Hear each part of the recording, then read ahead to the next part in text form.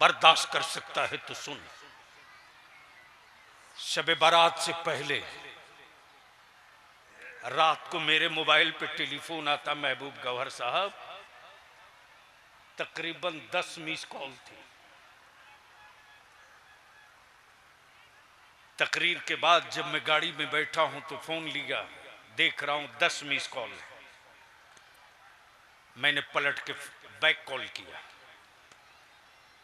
उस तरफ से एक लड़का फोन उठा के कह रहा है, हजरत सलाम अलैकुम, मेरे अब्बू आपको फोन कर रहे थे,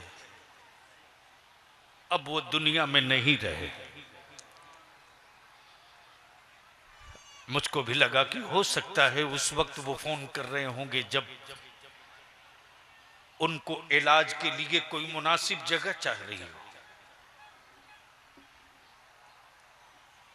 राजनीति में रहने के बाद बलियावी ने हवेली और कोठी नहीं बनाई है, लेकिन फख्र है में कि दारुल इफ्ता और दारुल कज़ा को मेरे मुफ्तियाने दीन ने संभाला, और बलियावी ने राजनीति में रहकर अपने मसलक की पहचान संभाली है। आज दारुल शरिया की इमारत देखकर गैर छाती पीटे तो खुशी होती है। मेरे यहां भी कुछ ज़कातखोर हैं जिनको दर्द बहुत होता है।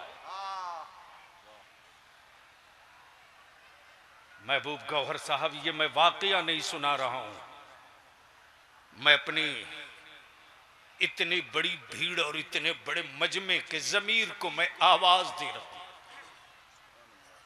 जैसे ही मैंने पूछा कि बेटे आखिर हार्ट अटैक हुआ कैसे, उस लड़के ने जवाब दिया, आज मेरी बहन की बारात आई थी, वालिद साहब कर्ज लेकर के बारातियों के खाने का इंतजाम किए थे, 20 आदमी का खाना घट गया। लड़के का बाप अब्बू को मेरे बोल दिया कि मुझको पता नहीं था कि मैं अपने बेटे की शादी किस भिखमंगे के घर कर रहा हूं। अब्बू को जैसे ही भिखमंगा बोला, अब्बू मेरे सीना पकड़ के बैठ गए, फिर उठ नहीं पाए हैं। मैंने कहा बेटे जहां खाना खिलाया जा रहा था किसी को भेज कर देख, वहां कितना खाना बर्बाद पड़ा है। उस लड़के ने जवाब दिया, हजरत हिम्मत नहीं पड़ रही कि मैं फिर वहां जाऊं जहां मेरे बाप को हार्ट अटैक हुआ था, वहां जाने की हिम्मत नहीं पड़ रही। मैंने कहा बेटे मेरे कहे से एक बार जा। लौट कर गया तो देखता है कि इतना खाना फेंका हुआ है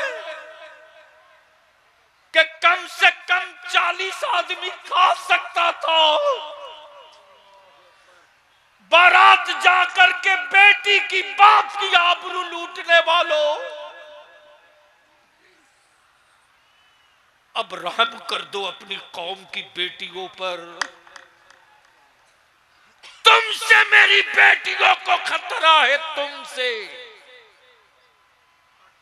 आज भी सैयदा फातिमा की कनीजों के पर्दे का रौब इतना है कि किसी भी दल का कोई गुंडा हो, अगर हया वाली कोई बेटी बैठी है तो आंख मिलाने में कलेजा पानी हो जाएगा।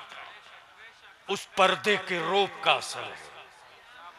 लेकिन कौन समझाएगा आपको?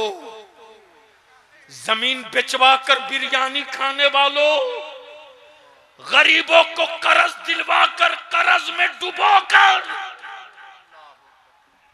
मोटरसाइकिल और नकदी वसूलने वालों, महेश से इस्लाम को खतरा नहीं, तुमसे इस्लाम को खतरा है।